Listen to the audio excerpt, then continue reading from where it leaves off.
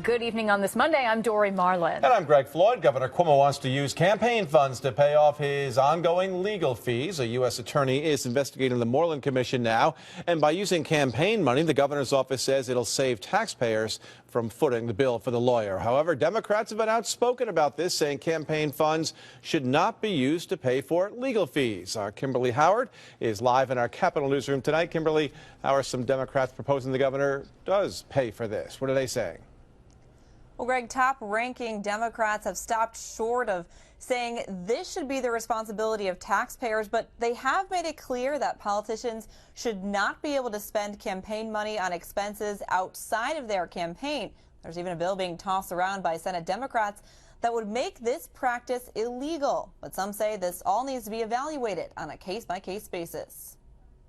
Well, it's a lot better than using taxpayer money to pay for a problem of his own creation. So it's a lot better than that. That's Republican Assemblyman Steve McLaughlin after we asked him about Governor Cuomo's office using campaign contributions to pay for legal counsel. This as the U.S. attorney investigates the now disbanded Moreland Commission. This is a scandal that's growing by the day. As much as McLaughlin is at odds with the governor, he agrees the money for legal fees should come from donors, not from taxpayers. He's using the donors' money to defend himself against charges of corruption based on the donors' money. But members of Cuomo's own party might disagree on what pot this money should come from.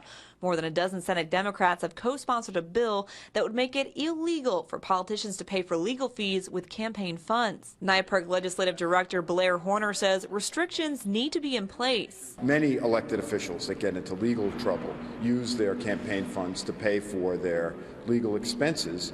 Again, we don't think that's right. We think that they should be prohibited from doing it. We've supported bills to do that. But Horner says the bills can't restrict paying for all legal counsel. So if you're involved in litigation, challenging your ballot petitions, for example, and that's part of your campaign, that makes sense, then you could use your campaign contributions. But if you're involved in some other activity that has nothing to do with your campaign, and you're using your campaign dollars to defend yourself, we think that's inappropriate and should be banned. And if a politician is cleared of any wrongdoing, the taxpayers should pay for it. I mean, that seems fair to us. And if they lose, it should come out of their pocket. And if they win, the taxpayers pay for it.